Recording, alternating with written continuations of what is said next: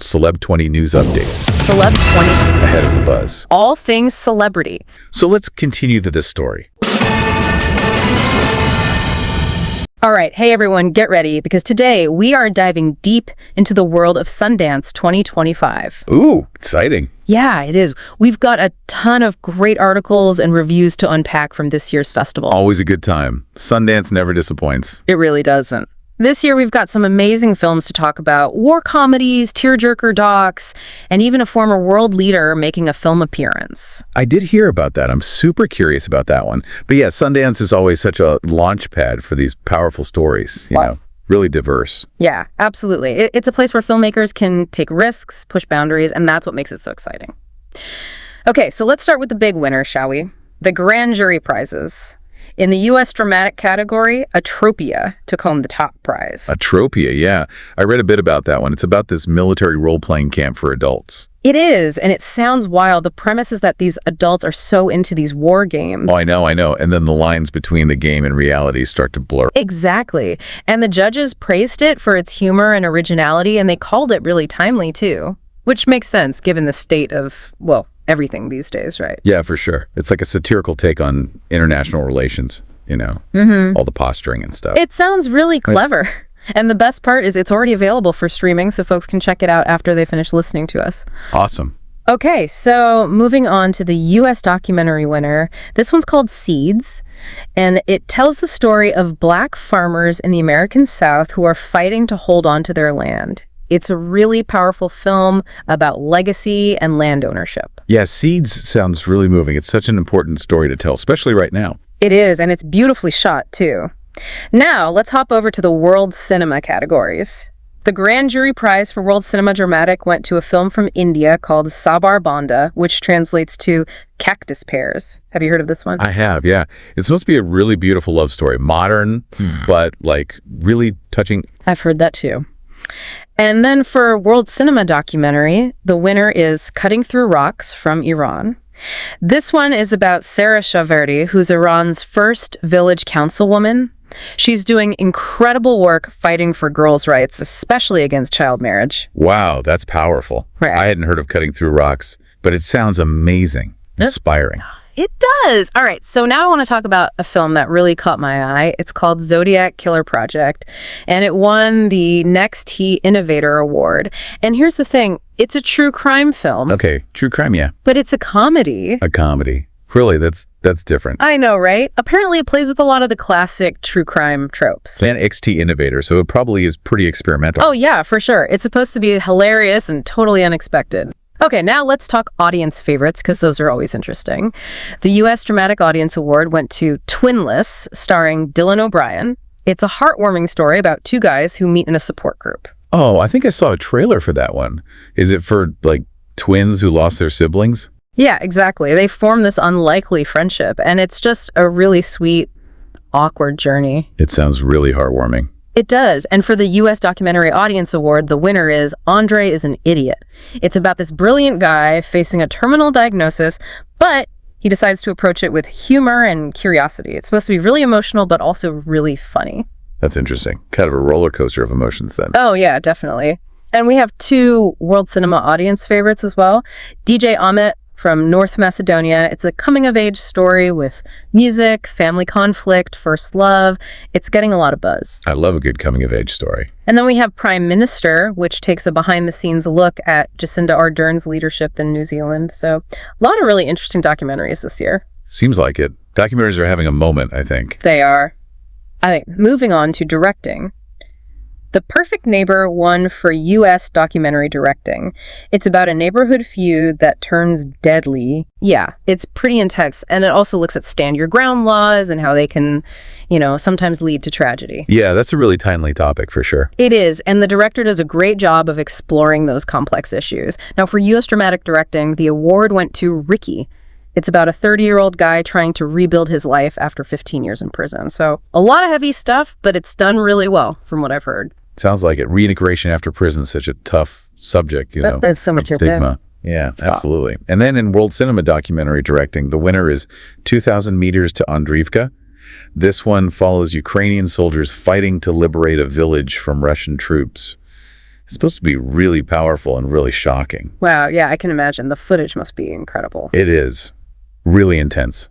Okay, are you ready to dive into some short films? Let's do it. Short films are always so fun. They are. Okay, so the short film Grand Jury Prize went to The Flowers Stand Silently Witnessing. And this one is really interesting. It uses this rare footage of Palestinian wildflowers. Yeah, and it's this way of reclaiming history and exploring themes of resilience and resistance. Oh, wow, that sounds really powerful, using nature as a symbol like that. Yeah, it's really beautifully done. Now, we also have some international winners. In the international fiction category, Grandma Nye, who played Favorites, took the top prize. And this one is about a meddling ghost grandma. I mean, how fun does that sound? That does sound fun. A little quirky. Yeah, it is. And then for animation, we have The Eating of an Orange. And this one is, well, it's a bit bizarre. It explores sexuality using slugs, rituals, and an orange. It's very, very out there. Wow, okay, that's definitely not your average animated film. Not at all. So as you can see, it's a pretty incredible lineup this year at Sundance. So much talent, so much creativity. It's really exciting to see what independent filmmakers are coming up with these days. It is. I mean, what stands out to you so far? Any themes or trends you're noticing? Well, I'm seeing a lot of films that are tackling these really important social and political issues, like Seeds and Cutting Through Rocks. But then you also have these films that are just pure fun and entertainment, like Grandma Nye and Twinless. It's a great mix. It is. It's like a snapshot of the world we live in, with all its complexities and contradictions. Exactly. And I think that's what makes Sundance so special. It's a place where all these different voices and perspectives can come together and create something truly unique. I agree. All right. Well, we've covered a lot of ground today. We have. But there's still so much more to unpack. Oh, yeah. We're just getting started. When we come back, we're going to dive into some of these films in more detail and really get into the nitty-gritty of what makes them so special. So stay tuned. Okay, so we've talked about a lot of these films already, but I really want to dig into some of them, like Atropia. It's interesting how it uses this kind of playful setting. The whole military role-playing thing? Yeah. To make this actually really sharp commentary about how nations deal with conflict. Right? It's like using humor to point out how absurd things can get. The political maneuvering and the egos. Yeah, totally. And it's so smart to set it in this almost childlike environment. It really emphasizes how silly and kind of pointless a lot of this conflict can be. Exactly. Like these adults are playing war. Yeah. And it makes you think about how sometimes real world conflicts can feel just as staged and just as driven by ego. It's almost like they're saying, look at yourselves, you're acting like children. Exactly. And that's what makes satire so effective, right? It makes you laugh, but then it also makes you think. Absolutely. Yeah. Now, Seeds, this one is so powerful because it really gets at the heart of this issue of land ownership, especially for Black families in the South. Oh, yeah. Seeds is just such a beautiful and heartbreaking film. It's about so much more than just farming, Right. It's about heritage. It's about identity. It's about this deep connection to the land. It's about the ways in which that connection has been broken and disrupted over generations. Yeah, through systemic racism and injustice. It's heavy stuff. But it's so important to tell these stories. And the filmmakers do such an amazing job of capturing the resilience of these communities too. Yeah. It's not just about the struggles. It's also about the hope and the fight for a better future. Okay, now I want to talk about Cutting Through Rocks, because this one really blew me away. Sarah Shaverdi, the first village councilwoman in Iran, fighting for girls' rights. That's incredible. Yeah, she's such a powerful figure. And the film does a great job of showing the challenges she faces. Right. The deeply ingrained traditions, the resistance from those in power. And yet she keeps fighting. It's so inspiring. And it makes you realize how much courage it takes to stand up for what's right, especially in places where it's dangerous to do so. Absolutely. It's a film that celebrates the power of one person to make a difference. Okay, let's lighten things up a bit. Now, Zodiac Killer Project, the true crime comedy. We talked about this earlier. And I'm still just fascinated by this concept. It's so unique. I mean, true crime is usually so dark and serious. Right. But this film takes those conventions and turns them on their head. It's like they're saying, hey, we can laugh at this too. Yeah, and the fact that they set it in these really mundane locations, like empty parking lots, just adds to the humor. It's such a clever way to subvert expectations. And it makes you think about how even the most ordinary places can hold secrets and darkness. Okay, so now for some of the audience favorites, Andre is an Idiot really stuck with me. It's a film about facing death, but it's also a celebration of life, you know? Yeah, it's so interesting how they managed to balance those two things. It would be easy to make a film about a terminal diagnosis that's just sad and depressing. Right. But Andre's an Idiot takes a completely different approach. It's about finding joy and humor in the face of adversity. It's about making the most of the time you have left. And it's about the power of curiosity and learning, even when you're facing the end. Yeah, it's really thought-provoking. Okay, and I want to circle back to The Perfect Neighbor, because this one is just so disturbing. It really gets under your skin. It's a tough watch, that's for sure. It's a reminder that even in the most seemingly idyllic settings, there can be darkness lurking beneath the surface. And it's scary how quickly things can escalate, you know? How a simple disagreement can spiral out of control and lead to violence. Yeah, and the film does a great job of showing how those escalating tensions can impact an entire community. You know, it's not just about the individuals involved, it's about the ripple effect. Absolutely. Now, Ricky, the film about a man reintegrating into society after 15 years in prison, that's a story we don't see told very often. Right, and it's so important to shed light on these experiences. You know, the challenges, the stigma, the systemic barriers that formerly incarcerated people face. It's a film about second chances and about how difficult those second chances can be to come by. Yeah, and it challenges us to think about how we can create a more just and compassionate society for everyone, including those who have made mistakes. Okay, let's jump into the world of short films. The Flowers stand silently, witnessing. I love how this film uses nature as a symbol of resilience. Oh yeah, it's so visually stunning. And the way they use those wildflowers to represent the Palestinian people's struggle is just so powerful. It's like a silent but powerful testament to their endurance and their connection to the land. And it's a reminder that beauty can exist even in the midst of conflict. Absolutely. Now, Grandma Nye, who played favorites. This one is pure fun. It's a reminder that even in the afterlife, family dynamics can be messy and hilarious.